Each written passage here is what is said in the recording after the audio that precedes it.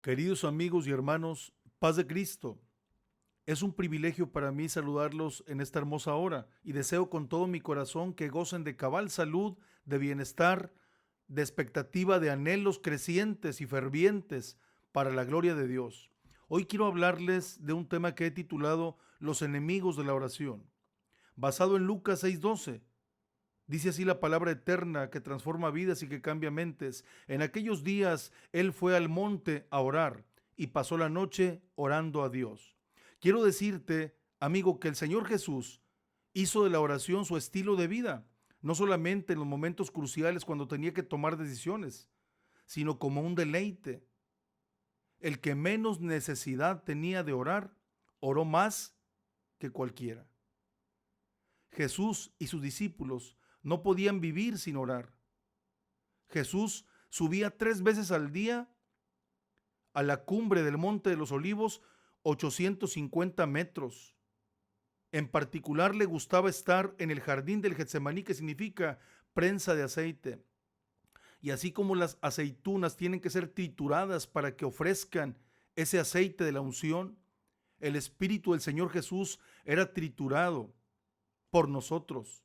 Él sufría agonía en el huerto del Getsemaní. Él agonizaba literalmente por su pueblo. La oración, querido amigo, es el arma más poderosa y nuestra comunión más íntima con el Espíritu Santo.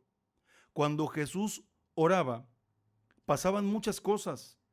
No solamente Él se conectaba con el Padre, sino que Él sabía que la esencia del poder residía en la oración. Por eso los discípulos quedaban impactados, impresionados por su ministerio, por los milagros que obraba. Ellos sabían que el secreto, el misterio, el enigma se explicaba en las noches de oración, en ese tiempo donde Jesús pasaba en secreto en la intimidad con el Padre. Por eso ellos le pidieron: Señor, enséñanos a orar. Cuando nosotros oramos, hermanos, somos transformados, no a la imagen de nosotros mismos, no a la semejanza de lo que nos gustaría ser, sino que somos transformados en la imagen de aquel que nos creó. Cada vez que oramos verdaderamente, y enfatizo verdaderamente, porque hay gente que dice que ora mucho, pero su conducta, su estilo de vida, contradice su supuesta vida de oración. Si estamos en la presencia de Dios, amigos y hermanos, somos transformados de gloria en gloria a la imagen de Jesús y cada día alcanzamos una calidad de vida que honra y que alaba a Dios y que se traduce en un impacto de la gente cuando nos miran vivir. Alaban a Dios por nuestra conducta, que glorifica a Dios y que a ellos nos inspira a un estilo de vida diferente. Es necesario que pasemos de la vida de una oración por necesidad a una vida de oración por deleite en el Espíritu Santo, porque muchos nos acordamos de Dios y acudimos a Él solamente cuando estamos atravesando una enfermedad, el valle de lágrimas o una emergencia, como si Jesucristo fuera la quinta rueda, la rueda de refacción o el extremo de la cuerda salvadora, cuando en realidad debería ser el Señor un deleite y una prioridad de nuestra vida. Es necesario como iglesia que maduremos, que desarrollemos una vida de oración. A veces tienen que pasar años para pasar del letargo y del rezo a una vida de deleite en la presencia de Dios, que nos guste, que anhelemos orar. Mucha gente ora porque tiene que orar. Lo hacen como una carga y no se gozan, no se deleitan. Obviamente, esas oraciones no suben ni al techo, no llegan a la presencia de Dios. Es necesario orar, que se conmueva el cielo, que se sacuda el infierno y que te la creas tú. Debemos orar estando alertas y considerar la oración una prioridad y el arma principal espiritual ofensiva de guerra contra todas las acechanzas del diablo. Las armas de nuestra milicia no son carnales, sino poderosas en Dios para la destrucción de fortalezas. No podemos darnos el lujo de no orar. No podemos ni debemos darle tregua al enemigo. No podemos bajar la guardia de orar, clamar y adorar. A veces fallamos, no alcanzamos el ideal de una oración eficaz, porque pedimos conforme a nuestros deseos, necesidades y a veces caprichos.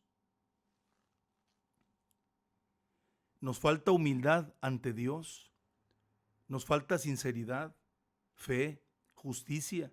Hay muchos problemas conyugales, matrimoniales. Por eso dice el apóstol Pedro que nuestras oraciones son estorbadas. Nos falta intercesión, nos falta sensibilidad. Somos indiferentes al dolor del prójimo. Hay mucha gente que sufre, que padece. Hay Lázaros tirados afuera, cuando nosotros nos gozamos con banquetes, con esplendidez para el alma. Tenemos que pensar en ellos en el nombre de Jesucristo. Cada vez que oramos, sube un incienso hasta el cielo, como vapor que se condensa y después desciende y se precipita a nuestras vidas en forma de bendición. La verdadera adoración espiritual sube a la presencia de Dios y es agradable porque es genuina, es sincera. El reino de Dios viene porque clamamos: venga tu reino. Tu casa se convierte en un campamento de la gloria de Dios. Hasta los problemas se alinean y te hacen una valla. Sin embargo, si no oras, querido amigo, a mediodía de tu día vas a escuchar la carcajada del diablo y te vas a sentir miserable. Por eso anhelo con todo mi corazón que conozcas el secreto de la privacidad con Dios. En este mundo hay mucha necesidad de oración. Los hijos de Dios tenemos que orar para que los corazones se conviertan de su maldad, de su pecado, de su error. El mundo necesita que los hijos de Dios clamemos, oremos y que elevemos nuestra adoración a Dios. Y que suba nuestra oración a la presencia de Dios y que sea agradable. Tenemos que rendirnos para ganar batallas con gratitud y clamor. El enemigo no encuentra lugar cuando alabas a Cristo, porque Cristo es reconocido y exaltado. El infierno tiembla y retrocede cuando somos cristianos de oración. Quiero decirte cuáles son los 3 enemigos principales que rivalizan contra la oración. El primero, la somnolencia espiritual. Dice Cantares 5:1, yo dormía pero mi corazón velaba. Aquí describe a la iglesia que ama a Dios, pero que se relaja, que le resta importancia a la vida de oración. Lo que acontece a esta generación es lo que yo llamo el síndrome del Getsemaní.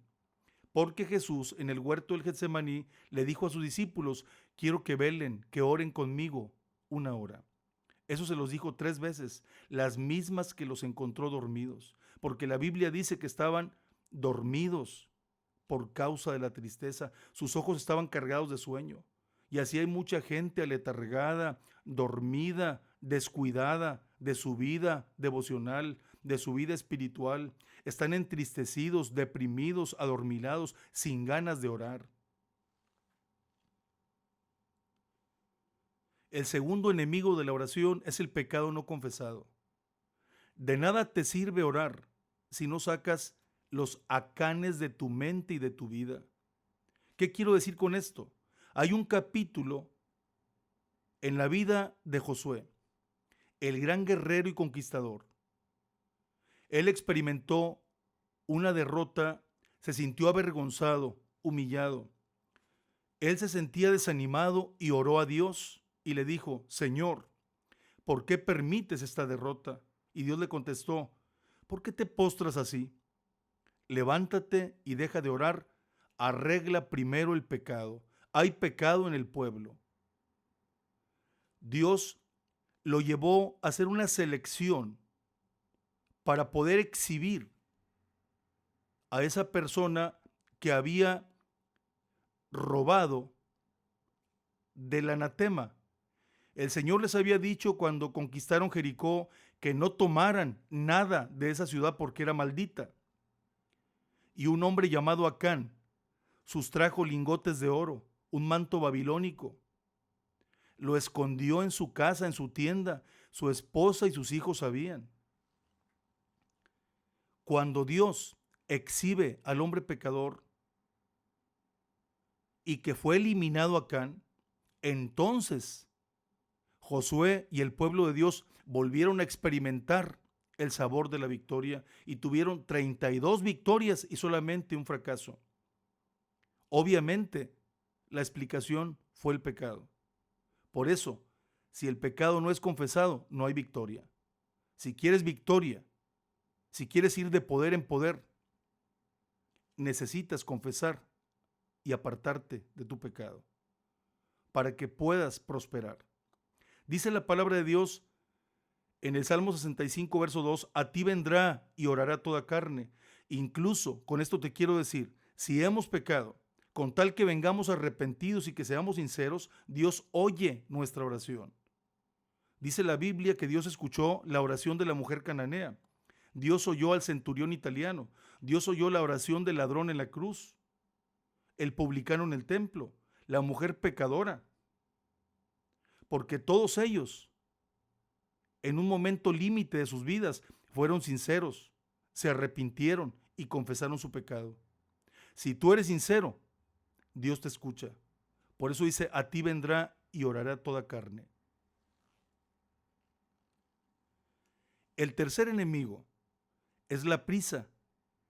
Dice la palabra de Dios en Eclesiastés 8:3. No te apresures a irte de su presencia.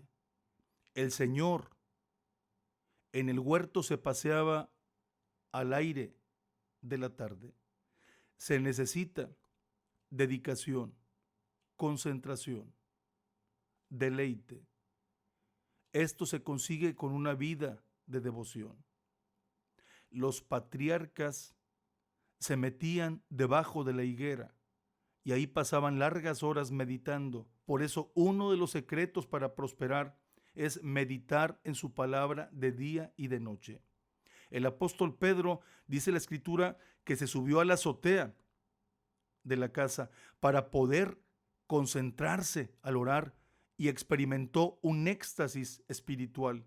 En la concentración, querido amigo, hay gozo, hay bendición, porque estás en la presencia de Dios. Debes tener tu mente despejada, alerta, desasociarte de tus pendientes, de tus problemas y preocupaciones. Entender que el enemigo te quiere distraer para que pierdas la oportunidad de parecerte a Cristo. El enemigo quiere venir, traer ideas, perturbarte, pensamientos distorsionados, errados, mentiras del diablo, para que tus oraciones sean estorbadas, con egoísmo, con pecado, con sensualidad. Tú tienes que entender que Dios debe ser el centro de todo y en todo para que te puedas gozar. Ya sabemos que la oración y la ansiedad son conceptos opuestos. Es como el agua y el aceite, jamás se pueden juntar. Es decir, que una persona que sabe deleitarse en el secreto de la oración, en la presencia de Dios, es inmune a la ansiedad. El Señor dice, yo los llevaré a mi casa y los recrearé porque mi casa será llamada casa de oración. Tienes que pasar por todo ese proceso, derramar tu alma y literalmente ponerte como junco y morir en la presencia de Dios para poder levantarte poderoso y más que vencedor. Y entonces el infierno retrocede. Querido amigo, yo deseo sinceramente con todo mi corazón que el Señor te lleve al jardín de la oración, que puedas gozar de su presencia y salir transformado a su imagen y semejanza. Es necesario estar en el jardín de oración donde podamos disfrutar de esa paz perfecta, de la esencia del Espíritu Santo y levantarnos listos para enfrentar en su nombre lo que sea, con la certeza de que Dios no conoce derrotas. Por eso, amigo querido, te doy la bienvenida a la escuela de la oración. Te invito, vamos a buscar la presencia de Dios, vamos a orar, a echar toda carga, toda ansiedad toda opresión, todo pesar, todo problema, toda imposibilidad en las manos de Cristo. En el nombre perfecto de Jesucristo, oremos a Él. Padre de misericordia, Rey de reyes y Señor de señores, todo mi ser te busca, te anhela y me deleito en tu presencia. Señor, entiendo que te necesito, que eres la razón de mi vida, eres el sentido de mi existencia debajo del sol. Me humillo, me postro, me rindo ante ti. Gracias, Señor, por este momento de recogimiento espiritual. Gracias, Señor, porque me permites y muchas veces forzas los eventos, Padre Santo, para traerme a tu presencia, porque a ti vendrá y orará toda carne. Yo te ruego por aquel pariente, por aquel amigo, por aquel vecino, por aquel ser querido que está pasando por opresión, por enfermedad. Glorifícate, Señor. Tu misericordia son nuevas cada mañana, Padre Santo. Así como el ataque y la acechanza del enemigo quiere hacernos retroceder y caer. Pero para mí, Padre Santo, la oración no es el último recurso, sino el primero. Señor, tú eres todo para mí, Padre Santo. Por eso clamo a ti, Señor, y te ruego que tomes el control. Te suplico, Padre Santo, que operes un cambio, que transformes la situación, esa imposibilidad que está en nuestra mente, esa enfermedad, Padre Santo, la atamos, la amordazamos, la echamos fuera, la desarraigamos en el nombre de Cristo. No tiene parte ni suerte. Toda depresión, toda opresión, toda pesadez, todo desánimo, todo cansancio y letargo espiritual, todo COVID en el nombre de Cristo, lo atamos, lo amordazamos, lo echamos fuera. No tiene parte ni suerte. Porque tú, Señor Jesucristo, llevaste nuestras enfermedades en la cruz del Calvario. Y yo creo firmemente, Padre Santo, que tu perfecta y agradable y buena voluntad es llevarnos, Señor, a una intimidad para que podamos desarrollar, Padre Santo, tu carácter, tu imagen, y que la gente nos vea, Señor, como un puente, como una alternativa de bendición, y que te conozcan a ti, Padre Santo, porque tuya es la gloria, tuya la alabanza y la majestad. Yo bendigo a cada hermano, a cada amigo, Señor, y junto con ellos, Señor, me amaso en esta hora para buscar tu rostro y para decirte, Señor, que a ti te pertenece toda la honra y toda la gloria. Te alabo, te anhelo, te necesito. Me rindo ante ti, Padre Santo. Gracias, Señor, por estos momentos en el jardín de oración. Tuya la alabanza y la majestad. Gracias, Padre Santo. Amigo, hermano, una vez más te bendigo y deseo con todo mi corazón que el Señor te conceda todos tus anhelos, que la paz de Cristo gobierne tu vida. Muchos éxitos, muchas victorias, porque Dios no patrocina fracasos. Amén y amén.